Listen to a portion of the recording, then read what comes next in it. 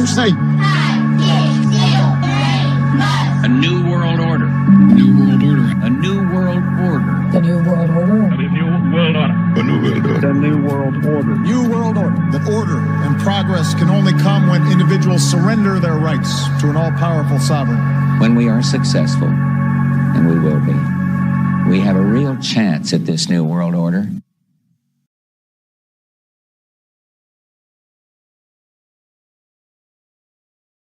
Yo, we already getting hit with them Jewish lasers, man. I must be too close to home with this title here.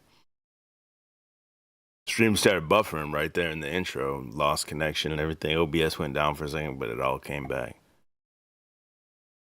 Trying to take off just the tip of my stream here. Gold Finkelstein trying to take off the tip of my stream.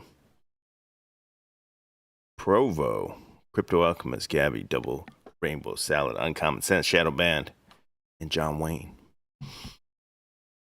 And everyone watching later, what up? It's your boy Drew. You're checking out that Drew World Order Live 2025.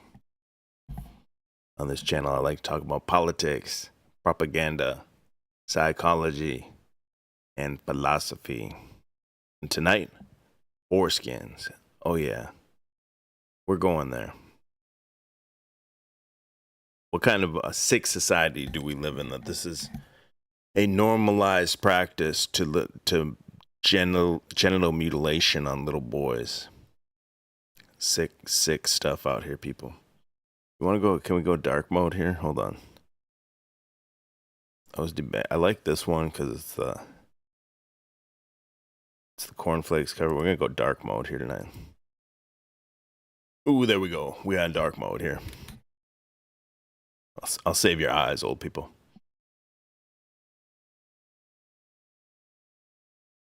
Okay, here we go. Jason Scholl has an interesting comment. William S. Sadler married Kellogg's niece, Lena Kellogg. Sadler published the Urantia book. Interesting rabbit hole. Wow. Tonight, this is kind of my first deep dive into this, and I wanted to do it live. I wish I was more prepared. I do have a few links up and a few areas I want to get into, including this guy that is the founder of Kellogg's, Corn Flakes, Frosted Flakes, and all that. John Harvey Kellogg. He is one of the original propaganders that pushed for the normalization of genital mutilation on little boys that they call circumcision. There's a lot to talk about on this, man. My third night in a row here, man. I'm getting back in the saddle. dark foreskin mode. Yeah, we said. Oh, let's go, man. Let's do it. We going here tonight. We going in. Oops. I gotta turn on my screen. Hold on. We going in. I can't look, bro. I can't look. I was specifically looking for, I haven't found it yet, but I found a page that I think might have it. I was specifically looking for, there's videos I've seen on 4chan of like nurses like in glee when they get to do this to little infants and stuff. We might be able to find that in a little bit. So before we get to Mr. Kellogg, go here. Watch this. I don't know if this is a good one to start with, but while I'm here, let's just watch this one right here, I guess. I don't know. This is the randoms from TikTok. I'm on X here, but what the random normies are talking about, I guess. I sleep with men for money. I've literally seen thousands, and I definitely have a preference for cut or uncut, which has interestingly changed over my time in this industry. I used to be incredibly against cutting without a medical reason. I honestly thought it was mutilation and just unneeded suffering for a baby because it's it's done, it increases risk of things like infection when the procedure is being done, obviously not after it's healed, but it can also lose some sensitivity, and it's just so unnecessary. Like, what is wrong with how your baby was born? If they did this to women, we would be marching in the streets. Yeah, they do this to women in other countries, and the United Nations says it's like a humanitarian crisis and everything. So I want to hear this lady's argument here. It sounds like she's trying to say she was originally against it, and now she's for it. That was until I started this job. So many men have a condition called pismosis. Yes, I'm probably pronouncing that wrong. It's where you cannot pull the skin back all the way. Some have it only slightly and can still get in there with a Q-tip. Some have it so much that there is no way you can get in there. Like, not even their entire slit is uncovered. Like, it means that they have never washed that area. The cheese I have seen. Think. All right, I'm changing my mind. I'm for it. After hearing that, yo, we got any foreskin survivors in here, man? Throw one in the chat if your parents let you keep your foreskin. Throw a 2 in the chat if they sold you out to Rabbi Finkelstein. Your foreskin got put on Sandra Bullock's face in a cosmetic process. I was sold out, man. I was sold out, unfortunately. My boys, though, I saved my boys. The nurses were after them bad. And now when my boys get out of line, I say, hey, I'm going to take you in. I'm going to get you snipped. And they straighten right up. Crypto Alchemist. My man. Think about it, all that years of dead skin cells, of other fluids getting trapped in there and drying, urine, sweat. This is a guaranteed way to give your partner BV or a yeast infection. Like, if you ever want to do it raw or ever have kids, you need to get this fixed if you are unable to clean down there. And so many men don't. So many men don't even know it's a condition. They don't think anything's wrong. And it can actually happen after birth. It can happen during puberty. It can happen later on in life. It can be caused by things like diabetes. So these are like the normie talking points against it, I would assume. Or for it, I should say, for the circumcision. It can kind of come out of nowhere, and so many men just don't get it fixed. And I really empathize that it's awkward, uncomfortable, and expensive to get it fixed, but like, if you cannot clean it, it needs to be fixed. And I've seen so many men think it's totally reasonable for me to it raw when they've never cleaned down there in like 10 years. So if I had a kid, I probably would go cut. Nasty bitch right there, selling these kids out. Selling these kids out to the Jays, man. Go down here. Look at this. Nurse convicted of taking photos. Never mind. That's just of a pee-pee. It's not of the circumcision. All right, let's get out of this one. Let's go over here. Here's a channel I found just real quick in a brief search that I think this is going to have those types of videos that I was looking for.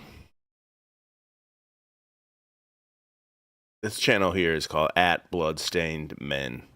And so it looks like they go out, and protest in public. They do like the blood on the crotch. But they had all these types of videos, man. Go through a few of these videos before we get into Mr. John Harvey Kellogg. I am the daughter of a doctor who circumcises infants. She's an OBGYN. My mom took me with her one day to watch a circumcision. She really wanted me to be a doctor. The nurse brought the baby in and he was sound asleep. My mom tied his arms and legs down. He slept through all of that. My mom covered him with some paper sheets. She covered every part of him except his face and his little penis. She used some instrument telling me she's just going to insert this underneath the foreskin. That's when the baby screamed. He couldn't have possibly screamed any worse. My mom was hunched over him, doing what she was doing while he was just screaming in agony. My mom seemed completely unfazed by this. Then the baby just stopped. He just completely instantly stopped screaming. His eyes were already shut. His mouth was wide open. His face was all red. Then my mom just continued as she was, and she said, he's just sleeping. And The people that do this, man, are like sociopaths. That, especially a woman that could do that and hear the desperate cry of a newborn and just keep doing it. It's absolutely insane. And I don't know if we'll see the videos tonight, but the ones I've seen on 4chan, these women are like, they think it's funny and they show it on TikTok, and complete like NPCs, man, totally disconnected from any empathy. it was like, oh my God, I know he's not sleeping because he was sleeping before she started. Yeah, thank you. John Wayne says the baby was disassociated and floated away at MK Ultra, like an immediate extreme, like what could be more of an extreme trauma event than that for a baby, and you know, within its first hours of life, like horrific, bro. He was woken up out of his sleep to those screams, and now it was like he could have been dead. I mean, I knew he wasn't dead, but he was just completely non-responsive. And so then she used the knife and cut around the device and cut the foreskin off, and he wasn't even moving. And I remember wondering if he could feel any of that at that point, because it was like he wasn't even there. And my mom was just happy and cheerful and like, oh, what do you want to, maybe we should go to the store, or, you know, we're just going to head on out. And like, it was no big deal at all. I remember being kind of just bombarded with this thought, something is wrong with my mom. Something's terribly wrong with my mom. Damn. This was torture. I watched her torture a baby. Tortured a baby and didn't think twice about it. Crazy. Man, this is sick. Authorities agree circumcision of girls causes mental health issues, including psychological trauma, post-traumatic stress disorder, anxiety, and depression. Why do those same authorities ignore or trivialize the psychological effects on boys and men? 30-second clip. Circumcision in general. What are we doing? I'll tell you what we're doing. What are we doing? We're mutilating little boys' penises. Why? Because that's I would invite the listening audience to Google it and do their own little research, because I'm not saying is it right or wrong. I'm saying it's wrong.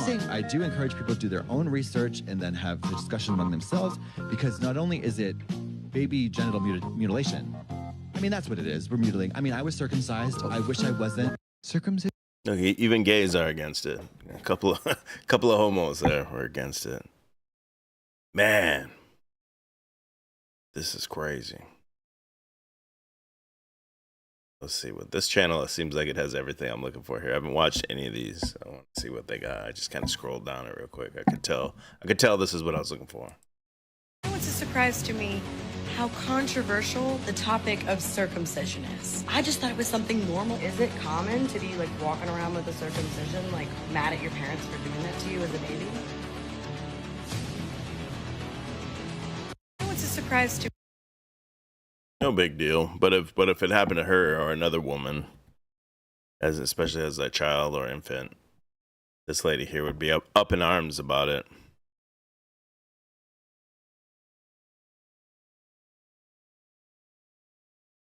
We're going to talk about the penis. You know what women have that most men don't have?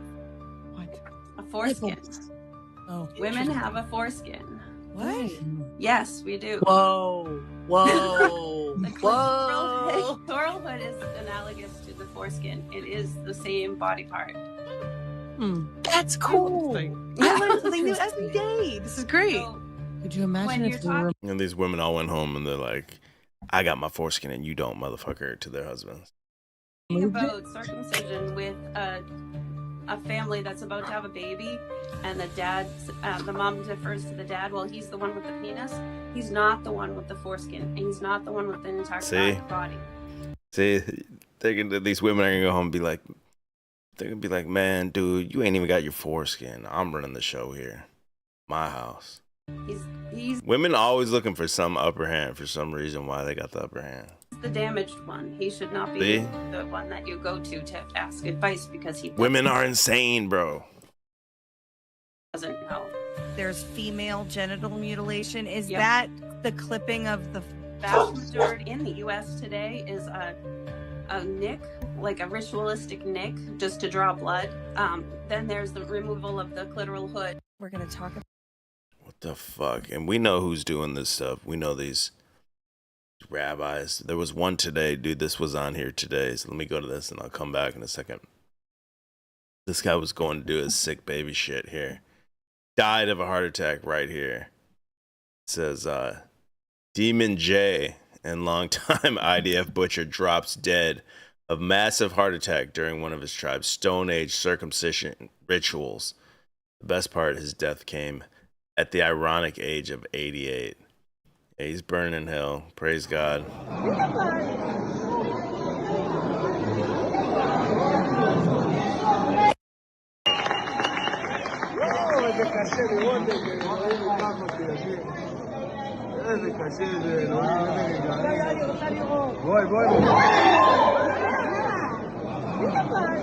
Dang, bro. That dude must have seen that little baby dick, got all excited. His heart started beating fast. His heart exploded. He got smited right then and there. That's crazy. That's not a fake video. That's crazy. And he's 88 years old. Somebody called Jurassic liars. How does Elvis connect to this blood drinking ritual here?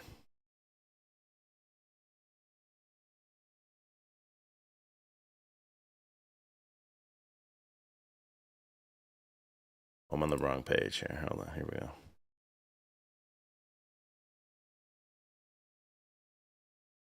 OBGYN begged to circumcise my son, but ran out of the room when I asked him the functions of the foreskin.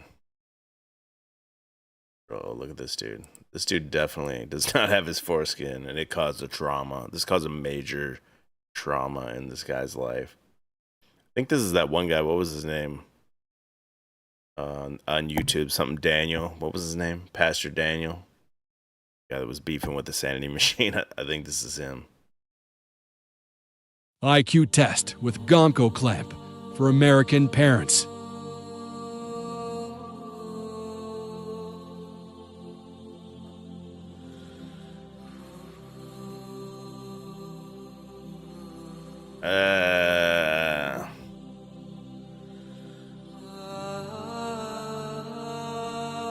What's with like the Crouching Tiger, Hidden Dragon music? I'm not sure what's up with that, but what a barbaric device. This is like an Iron Maiden. This is like a straight torture device for an infant, bro. What are we doing out here? How do we... I mean, I guess you can't really change society. The only thing you can do is what I'm doing, man. Have your own kids and try to raise them your way. And rest in peace to all these foreskins out here.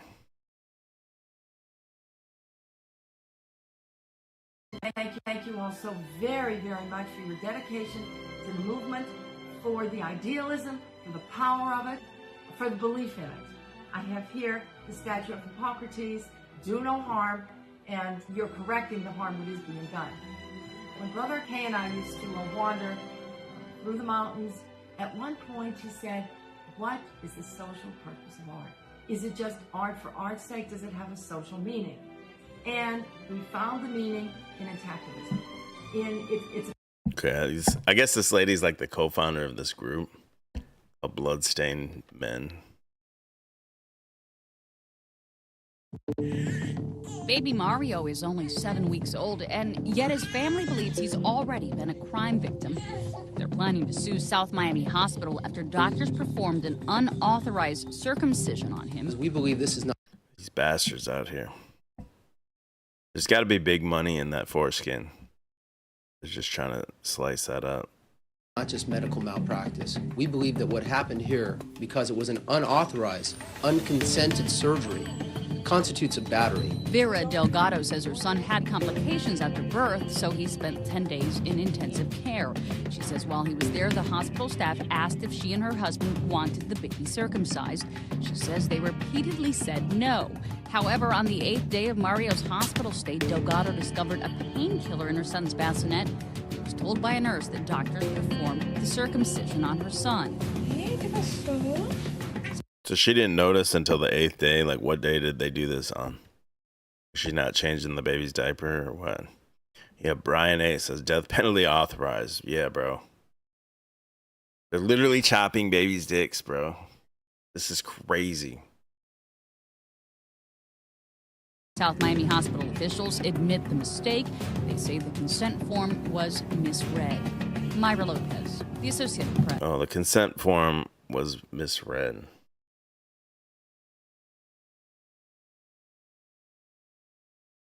Get me upset. Intact Generation is here. Don't leave your son out. Yeah, shout out to my boys, man.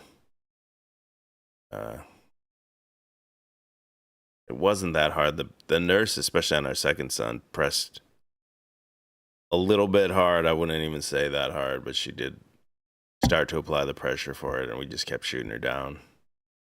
And she knew, I'm sure they read the charts and they know we're not doing any of the backs or any of that stuff, so I'm sure they already know the game going into it. Knuckles is in the chat, says men get slightly stimulated all day because of it, leading to sexual frustration, therefore able to be led easily into war. Interesting. Here it is again, this little clamp. In the antique store, $22. Holding a little baby mutilator right here. As a rite of passage was once a whole village affair filled with songs, elders, fire, and fear. A boy entered the forest and came back a man. But today, it's often a private clinic visit. Quick, quiet, sometimes skipped altogether. So tonight on Head to Head we ask, what is the place of circumcision in defining manhood in the modern world? Or has the meaning and nature shifted across generations? Now, in many African communities, and even in Kenya, they're like, yo, what are we doing? People coming out of mud huts and shit. They're like, what's going on here? Like, why are we doing this? Why are these Jays responsible for this? Damn, bro.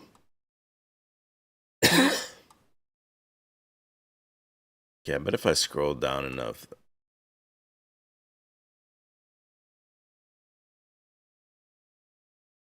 I swear I thought I had these videos saved that I wanted to show, and these women are just like gleeful. They're like nurses, in hospitals. There's like several different videos, and they posted it to TikTok. They're like, this is my day. They lay out the torture device and all the instruments, and they go show their face. They're like, just performed another one, and they have this like vacant stare, and they're smiling. Like, it's insane, dude.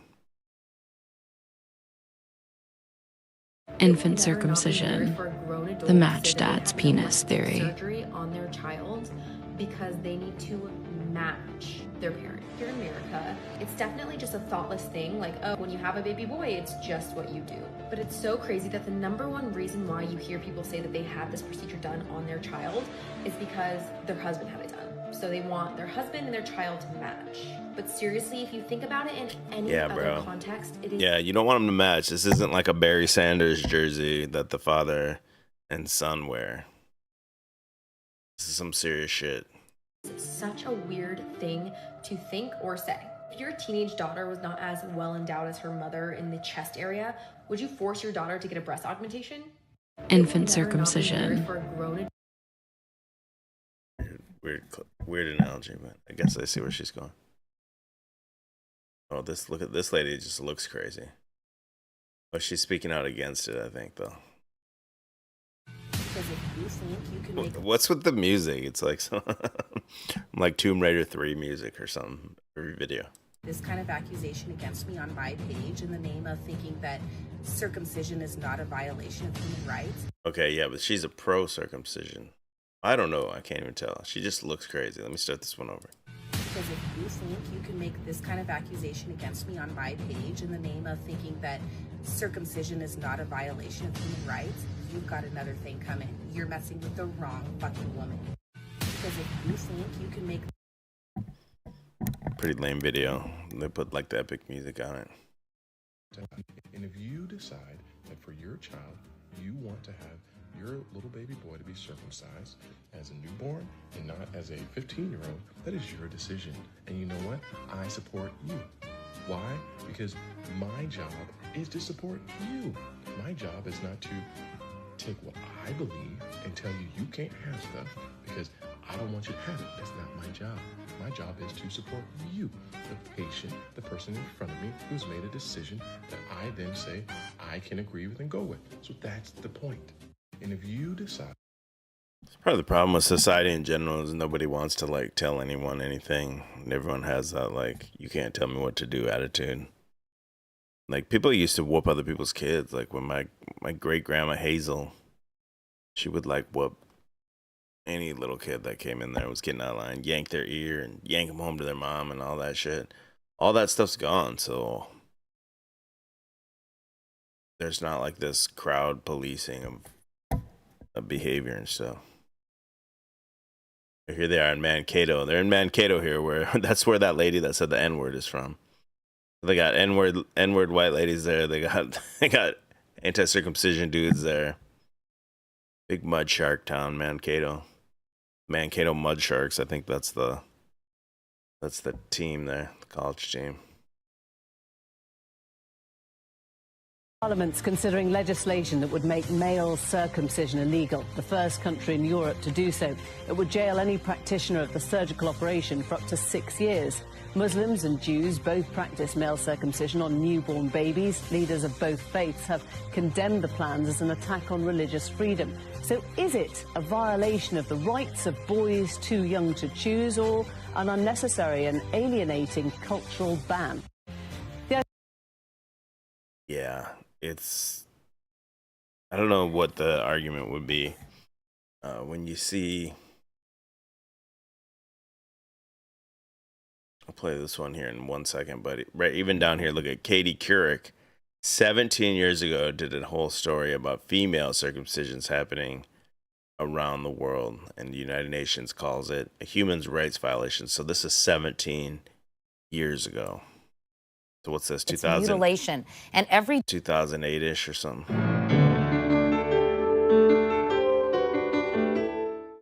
This is something you may not hear about much, but you should. Those who favor the practice call it purification, but to the World Health Organization, it's mutilation. And to Dr. Fauci, even says it's mutilation, shit, you know it's wrong. Every day it's forced on some 6,000 young girls. It's female circumcision practiced in Africa, parts of Asia, and the Middle East as a rite of passage. It's a savage thing that can cause infection, hemorrhaging, psychological trauma, even death. Worldwide, it's been done to about 140 million women. The UN brands it a human rights violation, and there's increasing pressure to end it. Egypt recently banned it, but only after the death of an 11-year-old girl. It's a ritual steeped in tradition, but this is one tradition that needs to be eradicated. Visit the websites for the World Health Organization or UNICEF for more information. Those of us lucky enough to be born in a society without this barbaric ritual should stand up for the girls who are. That's a page from my notebook. I'm Katie. But fuck the boys, right?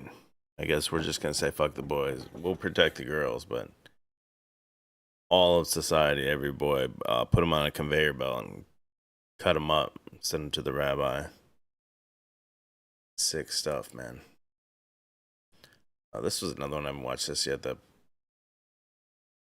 Say the son nearly bled to death. This is sick, man. And a newborn baby is fighting for his life after what his parents say started as a routine surgery. As his family prays for his recovery, they're sharing their story, hoping it doesn't happen to another baby. Jennifer Bisram is on Long Island with more. Hi, Cole. Baby Cole made his way into the world on March 31st. Everything was going really well. He was born with a known heart disease and had a stent placed days after. Cute little boy. He was doing so well that he was cleared for discharge. Damn, dad's older than me. Damn, my man. His wife don't look as old as him. Guy's living my life right here. Damn.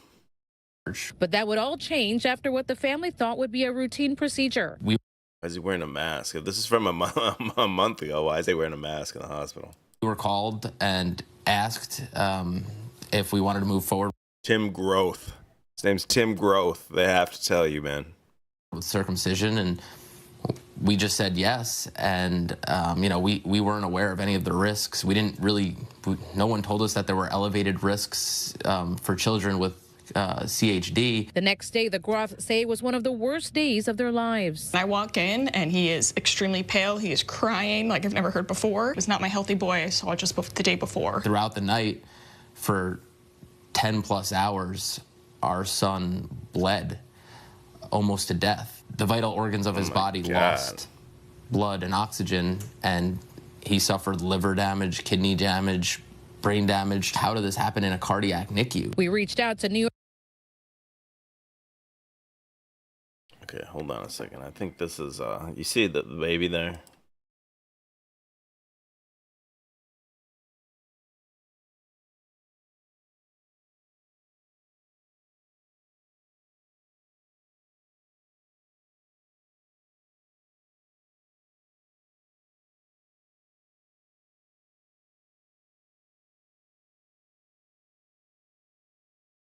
Where's the dude? I'm looking for the dude. Remember when Trump got shot? And the first guy that gave the interview, he had like the hat on with the hair coming out of the top.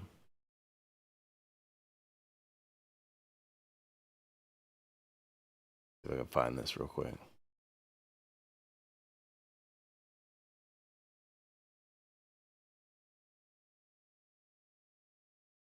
This guy. So we walked up, and probably 5 to 7. We're pointing at them. The police are down there running. They're like, "Huh, what?" I think this might be the actual father of this kid, right? This kid right here. Damn. What do you think? Maybe the hair is too red. Looks close though.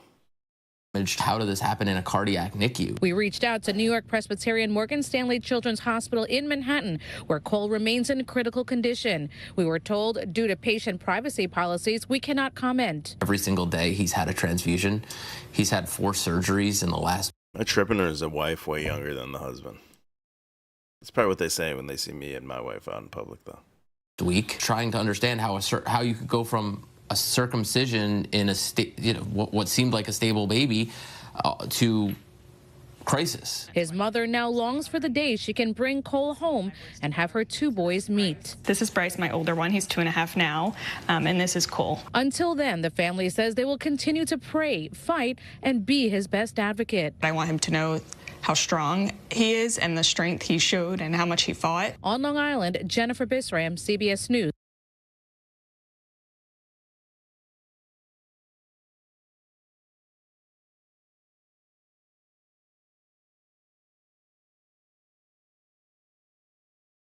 I don't know. What do you guys think? Man, poor little boy though, man. That's a sad story. On that men's against circumcision thing, it said Trump was talking about circumcision. Let me see if I can find that real quick. Then we're gonna get into this other dude.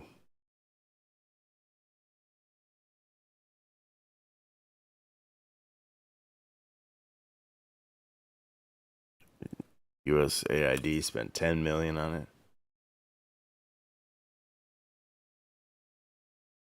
I guess it's just the USAID. Ending the flagrant waste of taxpayer dollars.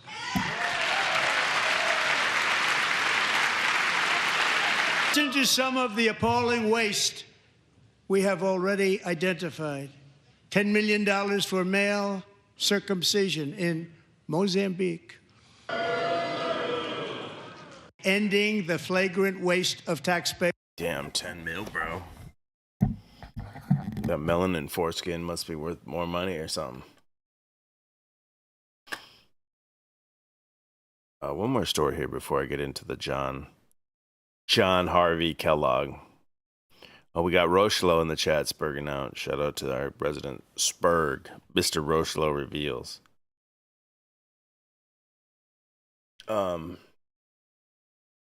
So one of the founders of the more recent transgender movement, a guy named John Money, and this led to one of the more modern first cases of a boy being raised as a girl, and it all had to do with a botched circumcision. This guy's name is John Money. He's a psychologist from the 60s. He's one of the founders of this like transgender movement. He encouraged the gender reassignment of this guy named David Remir, who was born a biological male but suffered irreparable damage to his penis as an infant. Born in 1965, Remir, his penis was irreparably damaged during infancy due to a failed circumcision. After encouragement from Money, Remir's parents decided to raise Remir as a girl. Remer, again, they got to tell you, bro, it's Remer. Remer underwent surgery as an infant to construct a rudimentary female genital. As an infant, bro, this is crazy. He underwent gender reassignment surgery as an infant. Man. And they constructed rudimentary female genitals and was given female hormones during puberty. During childhood, Remer was never told he was biologically male and regularly visited Money, who tracked the progress of his gender reassignment. Remer unknowingly acted as an experimental subject in Money's controversial investigation, which he called the John Joan case. The case provided results that were used to justify thousands of sex reassignment surgeries for cases of children with reproductive abnormalities. Despite his upbringing, Remer rejected the female identity as a young teenager and began living as a male. He suffered severe depression throughout his life, which culminated in his taking of his life at 38 years old. Remer, in his public statements about the trauma of his transition, brought attention to gender identity and called into question the sex reassignment of infants and children. Sick, man. That was in Winnipeg, Ontario, I guess. Man, sick. Had a twin brother, Brian. They had that phimosis or whatever. That lady in the earlier video was talking about it. Condition in which the foreskin of the penis could not retract. How would you know that as an infant? Tugging on there or what? It's a common procedure in which a physician surgically removes the foreskin of the penis. Usually physicians performing circumcisions use a scalpel or other sharp instrument to remove the foreskin. However, Remer's physician used the unconventional technique of cauterization or burning the tissues to cause tissue death. Remer's circumcision failed. Remer's brother did not undergo circumcision, and his phimosis healed naturally. See, this shit just heals. That's how it's designed by God. Man. While the true extent of Remer's penile damage was unclear, the overwhelming majority of biographers and journalists maintained that it was either totally severed or otherwise damaged beyond the possibility of function. Parents sought out John Money, a psychologist and sexologist who worked at Johns Hopkins Hospital in Baltimore. In the mid-20th century, Money helped establish views on the psychology of gender identities and roles. In his academic work, Money argued in favor of the increasingly mainstream idea that gender was a societal construct malleable from an early age. He stated that being raised as a female was in Remer's best interest and recommended sexual reassignment surgery. Who hears this as a parent? Who's bringing their child or infant to a psychologist to tell you what to do, and then listening to him saying, "Wow, yeah, you're right. This is what we gotta go do." Wow. Following their consultation with Money, Remer's parents, Remer, decided to raise Remer as a girl. They removed his testes and damaged penis and constructed vestigial vulvae and a vaginal canal in their place. Physicians open a small hole in Reamer's lower abdomen for urinating. This is sick. I don't even know how much I can read. He received estrogen during adolescence to promote the development of breasts. Was not told he was a male. His twin brother was also part of Money's research on sexual development and gender in children. Identical twins in the same family, Reamer brothers were what Money considered ideal case subjects for psychological study on gender. This guy's just using these children as Frankenstein, as lab rats. Sick. Reamer was the first documented case of sex reassignment of a child born developmentally normal, while Reamer's brother was the control subject who shared Reamer's genetic makeup. Sick. Reamer and his twin brother were directed to inspect one another's genitals and engage in behavior resembling. Oh, this is so sick. This is John Money, the guy's name. This is one of the godfathers of this movement that's out here today. Gender as a societal construct, transgenderism. This is sick shit. Reamer claimed that much of Money's treatment involved the forced reenactment of sexual positions and motions with his brother. And no wonder the dude offed himself. In some exercises, the brothers rehearsed. I can't even read it anymore. It's so sick. Money photographed these. Oh my god. I can't even read it anymore. I'm feeling sick to my stomach. This guy's a sick fuck, dude. This guy is a nasty motherfucker. John Money. Is this guy still alive? Hold on, what does this guy look like? I bet he just looks like a fucking creep. Yeah, look at this Jew. That's a fucking J right there for sure. The spiritual father of the trans movement, Dr. John Money, and his twisted experiment. Where's the rope, bro?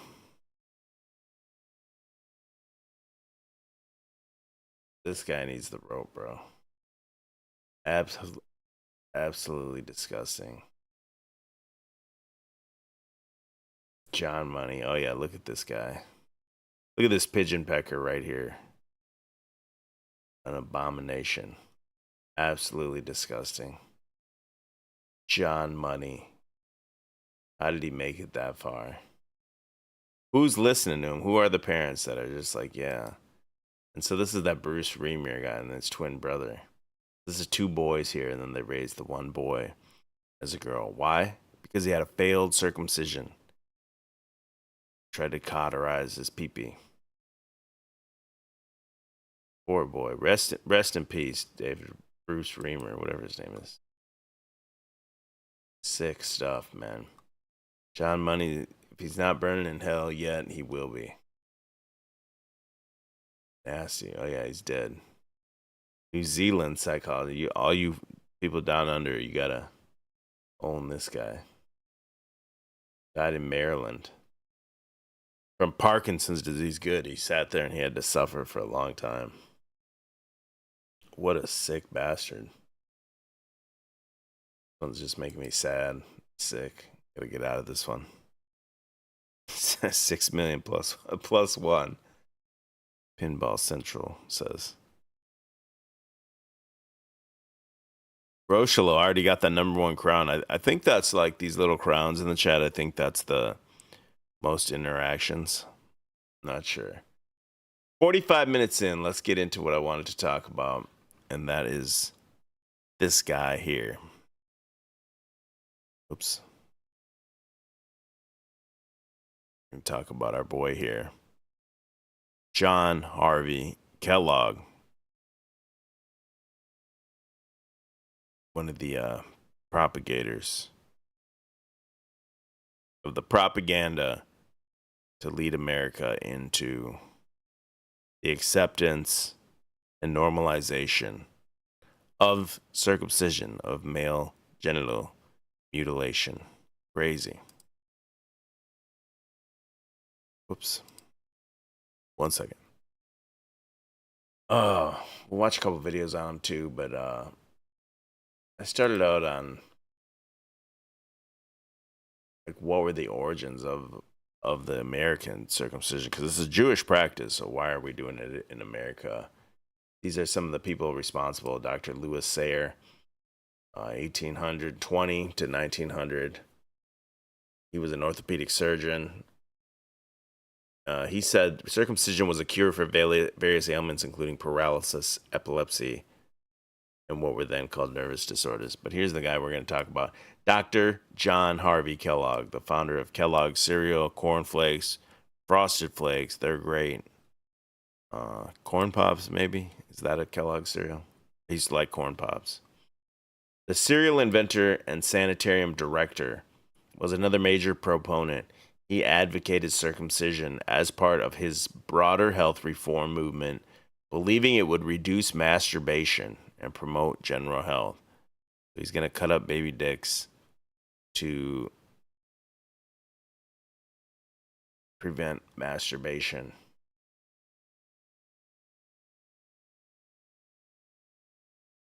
Blow this up so I can breathe this easier. I'm getting old, man. My eyes are bad.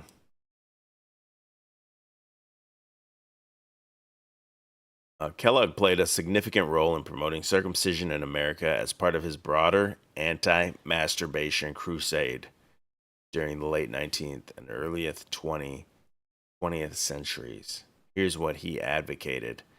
Anti-masturbation beliefs. Kellogg was a zealous lifelong foe of what he called the solitary vice and the vile practice, who wrote that masturbation led to poor digestion, memory loss, impaired vision, heart disease, epilepsy, and insanity, and other ailments. Circumcision was a cure. He advocated circumcision without anesthetic as an cure for masturbation, and wrote in his book Plain Facts for Old and Young that prominent physicians supported the practice for all men. He was the director of Battle Creek Sanitarium, the Looney Bin, and a prominent figure in the American hygiene movement. Kellogg had considerable influence on medical and cultural attitudes. His writings and medical authority helped legitimize circumcision as a health measure rather than just a religious practice.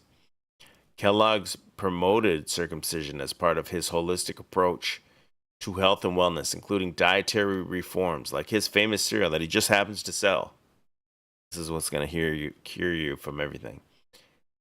He advocated exercise and various other treatments aimed at promoting what he considered moral and physical purity. However, it's important to note that while Kellogg was influential, some sources suggest that the intacto myth that Kellogg is responsible for the popularity of circumcision in America, as has often been repeated, that his role may be somewhat overstated. He was one of several prominent medical figures who promoted the practice during his era, rather than being solely responsible for its mainstream adoption. But he's going to be the one guy that still you hear of today because of his legacy of his cereal and his business. His medical theories about masturbation and sexuality have since been thoroughly discredited by modern science.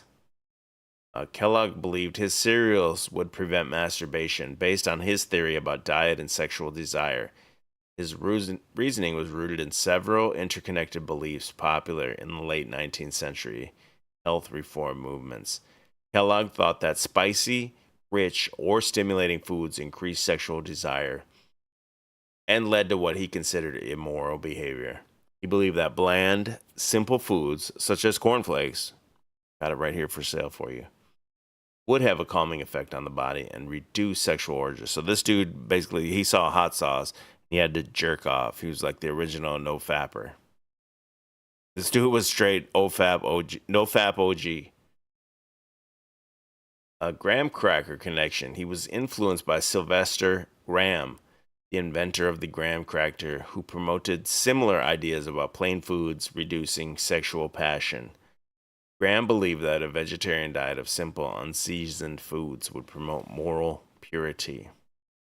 And this is the whole thing about exciting versus calming foods. Oh no, yeah. Pinball says that's why Kellogg's logo is a cock. Yeah, that's why I made the thumbnail. That's why I made this the thumbnail. It's the cut cock. Yeah, he's a sicko, right? Like this dude's just can't resist the urge to rape everyone, so he's got to like create this whole like scenario in his head. Like, oh, if I only eat bland foods, I'm not gonna do anything. On Kellogg's worldview, meat, spices, alcohol, and rich foods were stimulating and increased sexual desires, while grains, vegetables, and bland foods were calming and would suppress these urges. Holistic health philosophy, Kellogg saw physical, mental, and moral health as interconnected. He believed that controlling diet was a way to control thoughts and behavior, including sexual behavior.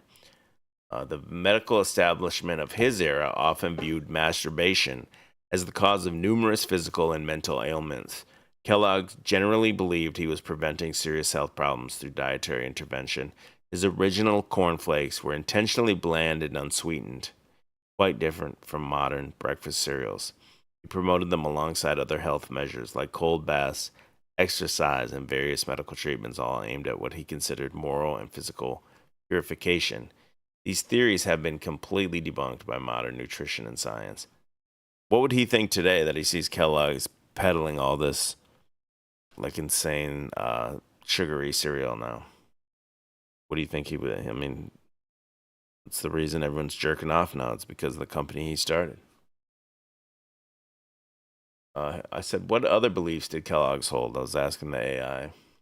AI ain't taking over the world, bro. AI sucks. AI is basically Ask Jeeves on steroids. If you're old enough to remember Ask Jeeves, that's all this shit is. It's nothing else other than that.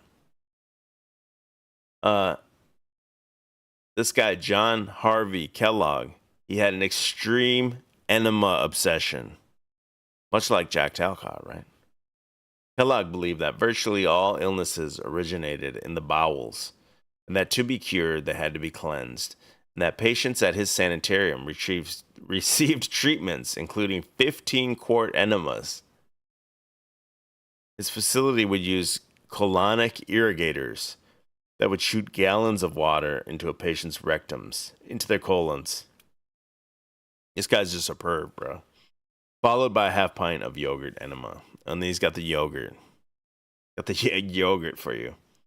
He reportedly started every day with an enema himself. That's what a lot of these truthers do, that, like KB Visions and stuff. They do the coffee enema and all this stuff. This is like a truther thing. The enema, the yogurt enema, though, I don't know about that. I think Dr. Amon Hillman might be into this yogurt enema. Oh yeah. Oh God, people.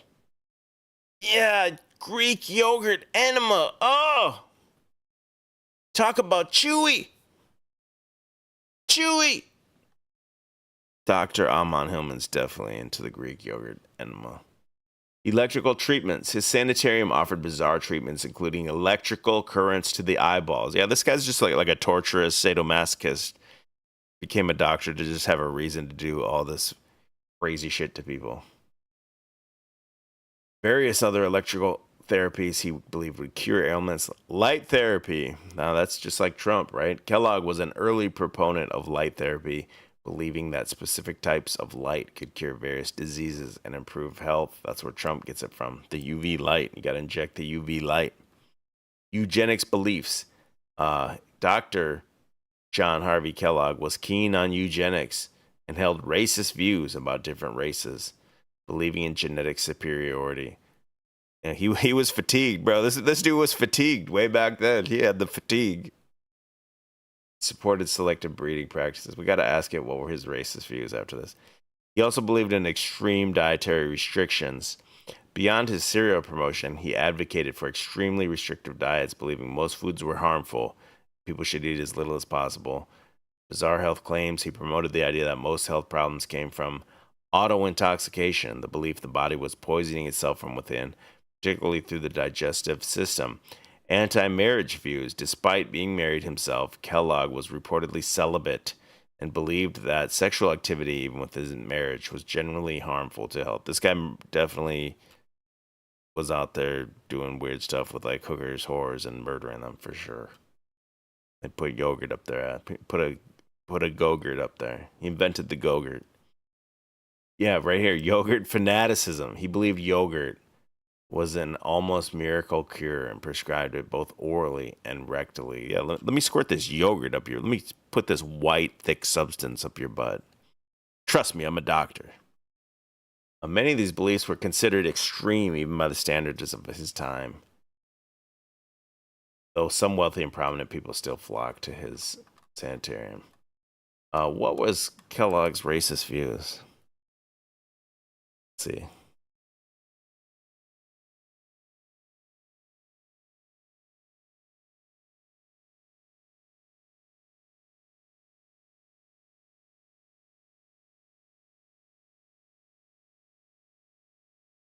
I'm going to ask Jeeves here. Kellogg established the Race Betterment Foundation in 1911 through his own funding was to help the further improvement of the race. Racial segregation, he was in favor of it, it says. He also believed that immigrants and non-whites would damage the white American population's gene pool and embraced racial segregation. He knew what it was going to be like in a Six Flags theme park in 2025. This dude knew. Damn, if only more people had stuck yogurt up their ass. We might not be in the situation we're in. He believed allowing immigrants from certain ethnic groups would harm what he saw the superior genetic stock of white Americans.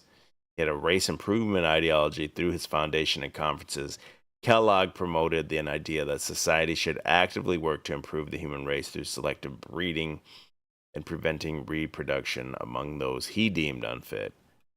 Contradictory personal actions. Interesting, despite these beliefs, Kellogg's and his wife fostered 42 children of various race and creed. Oh yeah, he was doing weird stuff to those kids. 42 children. Because they believed environment could partially overcome heredity tendencies, though this was still within his eugenic framework of trying to improve people. Kellogg used his medical credentials and wealth to give scientific respectability to these racist theories, hosting conferences that brought together prominent scientists and public figures to promote eugenics ideas. These views were part of a broader American eugenics movement that influenced immigration laws, sterilization policies, and ultimately provided intellectual groundwork that would later be used by Nazi Germany. Kellogg's medical authority and financial resources made him particularly influential in legitimizing these harmful ideologies in the early 20th century. See, he took it he took it too far with the yogurt up the ass. If he didn't go that far, people might have listened to him.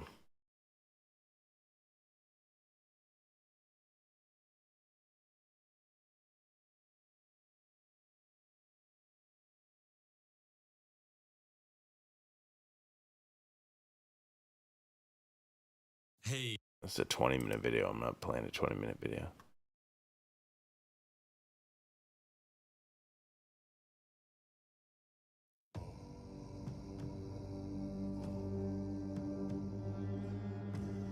Oh, this is those same people, man. Those people from Twitter that I was on earlier. So they went there and protested at his gravesite.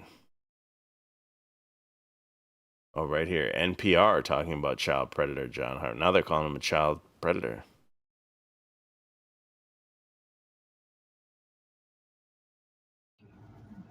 A venue right across the street from the Battle Creek Sanitarium and call it La Vida Inn and goes into direct competition against the Kellogg's.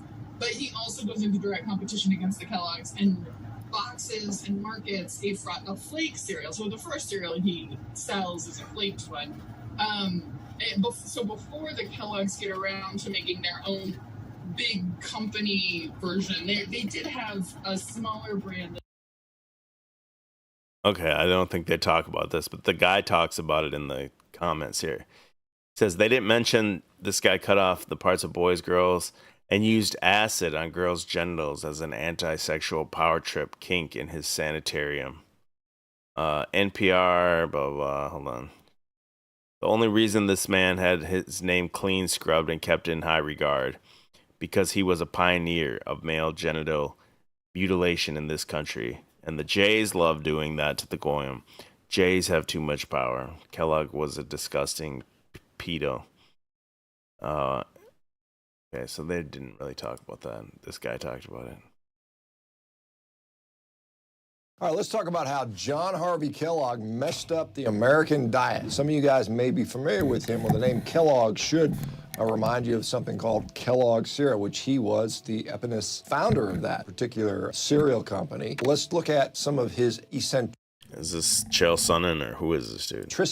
He was Sean Baker, MD. Quite a weird guy. He was into some really weird stuff. Let's start a little bit about his background. So Kellogg and his family were Seventh-day Adventists. They had moved to Battle Creek, Michigan back in 1856. Now, Battle Creek, Michigan at the time was kind of the Mecca, the Vatican, if you will, of the Seventh-day Adventist Church. This is where...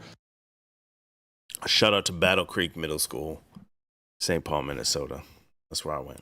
All the major religious thought leaders for that particular religion resided. And one person whose name was Ellen G. White, who was a prophetess, she claimed to have heard the word of God, and she saw visions. God apparently told her that he didn't want us eating meat. And so she took some inspiration from one of the quotes of the Bible, verse 129, and it apparently says, "And God said, Behold, I have given you every herb-bearing seed which is upon the face of all the earth, and every tree in which is the fruit of a tree yielding seed. To you it shall be for meat." Never mind that the Bible is full of references to eating meat and the benefits of eating meat and so on and so forth. There are hundreds of other references out there. Some of you biblical scholars can probably allude to that. But anyway. This is the old... Oh, man, I didn't realize how big it is on the screen here. This is a pretty old dude.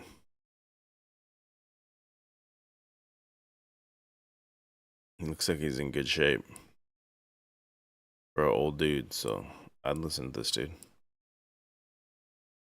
Anyway, she saw that one verse and decided, well, all of us should be vegetarian, basically. And so this entire religion was kind of built upon abstinence, abstaining from things, anything pleasurable, whether it's dancing or drinking coffee or pickled food or tea or fried food or spicy condiments or wearing a wig or a tight dress or masturbating or, God forbid, sex outside of marriage. Those things were all completely verboten. Back when John Harvey Kellogg was about 12, 13 years old, Ellen noticed him and noticed he seemed to be very, very eager to help and be part of this, and so she offered him a position as one of the church's apprentices. And so by the time he was 16, he was the editor for their health reform magazine, and so they continued to work with him and actually sent him to medical school. And so when he got back, they set up the Battle Creek Sanitarium. So this started out just initially as kind of a hospital thing, but it then became this luxury grand hotel and spa for where they sort of elaborated all their other schemes that happened. And so Kellogg was quite passionate about his beliefs, but he was also a bit of an inventor and had some very weird ideas. And so one of the ideas that he had was that, he was kind of obsessed with the colon for some reason. He felt like you needed to keep it clean at all times and remove impurities from that. And so he had several ways to do it. And one was something called the vibratory chair. And so this was a chair that would shake you around, basically shake the poop out of you. It also, in theory, was supposed to help with headaches. So basically you would just violently shake until, I guess, you defecated or something like that. Here's something that many of you don't know. Sounds like some Santos Bonacci type shit or something. I bet he'd be out of that. He was one of the first to originally describe and invent something called Protos, which was one of the first fake meats. So this is before Beyond Meat and Impossible Burger. This is something way back in the day. And so it was a mash of wheat gluten, grains, peanut butter, and he also put iron filings in there to keep up the iron content. So if you can imagine eating that stuff, it must have been just completely disgusting. Another thing he invented was the so-called percussive machine, or the percussion machine. And so this machine was designed to sit there and punch you in the stomach, a little robot, motorized machine that hits you in the stomach over and over again. And this was supposed to make you break down the fat and make you to, become thinner. So make you shit. That's all it's gonna do. People that were a little overweight back back in the time, sit there and get their stomach pounded on. So I guess, if nothing else, it would discourage you from being fat because you're like, I don't want to get hit in the stomach over and over again. Now, another thing, he was well ahead of his time. So you guys have heard of the shake weight, this sort of scam dumbbell that they sell, these internet marketers sell you. Well, he basically invented a version of this in 1905. So it was basically for someone who was so afraid of sexual stimulation, he had a lot of vibration devices in there. So I don't know if he had some sort of repressed stuff going on. Now, the last one. Yeah, this dude definitely is like a total sexual deviant. That's why he's doing all this stuff under the guise of I'm here to help you as a medical professional. One which I think is quite funny is he invented the enema machine. Now, apparently, again, like I said, he was obsessed with cleaning out his colon, and so he basically administered himself daily enemas. He said, well, if it's helping me, why not bring it to the public? So he invented this machine that apparently could run through 25 gallons of liquid in and out of your colon within 60 seconds. So that's a hell of a... Dang, that's like a riptide current. Pretty big flood going on out there. A mud flood, damn. What he's most famously known for is inventing breakfast cereal. The typical breakfast in the late 1800s would have been some sort of animal product, whether it's eggs, some kind of meat, maybe some potatoes fried in lard or something like that. And he felt that certainly wasn't in keeping with the religious belief. That's too stimulating, bro. It's gonna make you masturbate.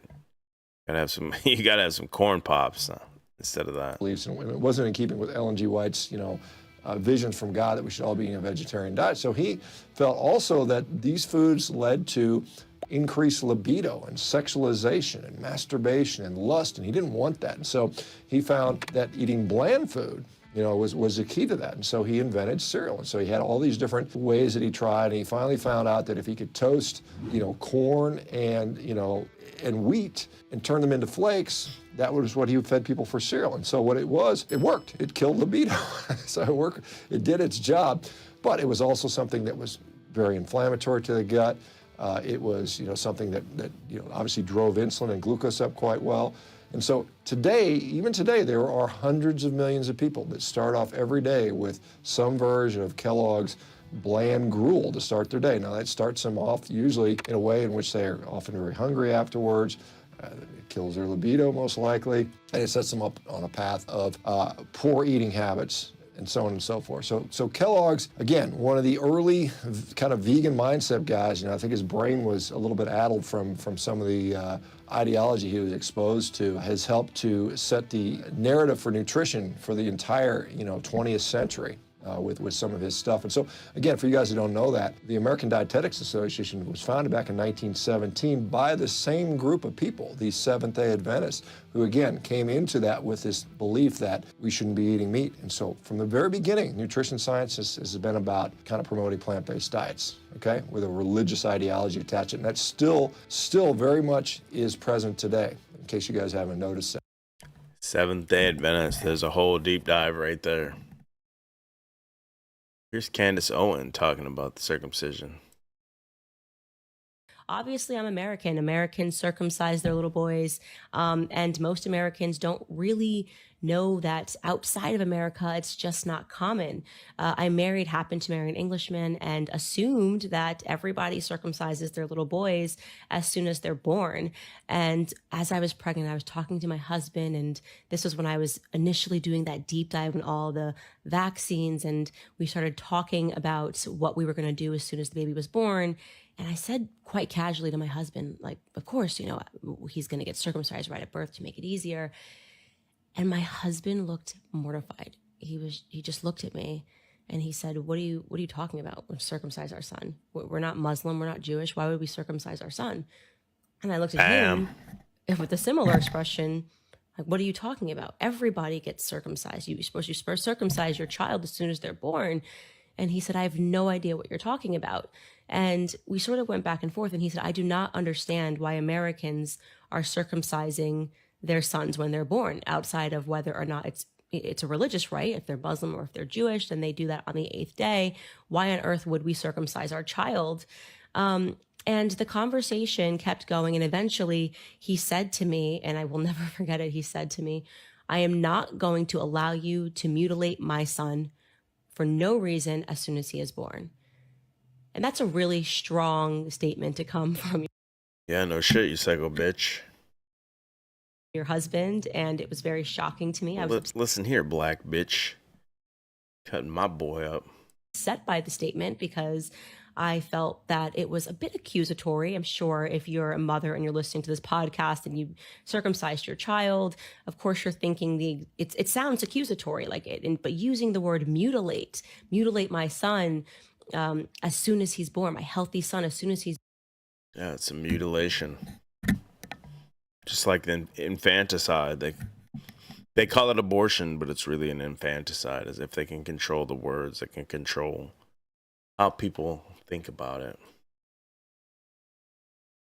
All right, everybody. So you may know Kellogg's cornflakes as an easy-to-prepare breakfast food. You know them but its cornflakes? origins are far more sinister. Trust me, I have Funko Pops on a wall, so you know I know what I'm talking about.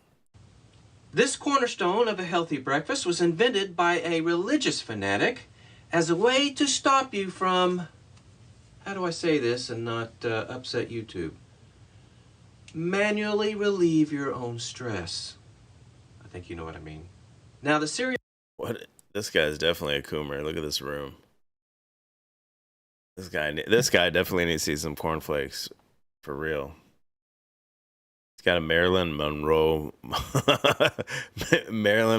book. What is that? Like a book holder or something? Donald Trump mask or something. All kinds of Marilyn Monroe on this guy. This guy's a throwback coomer right here. I think you know what I mean. Now the cereal's inventor, Dr. John Kellogg, believed in strict clean living, and that meant not doing anything that is fun.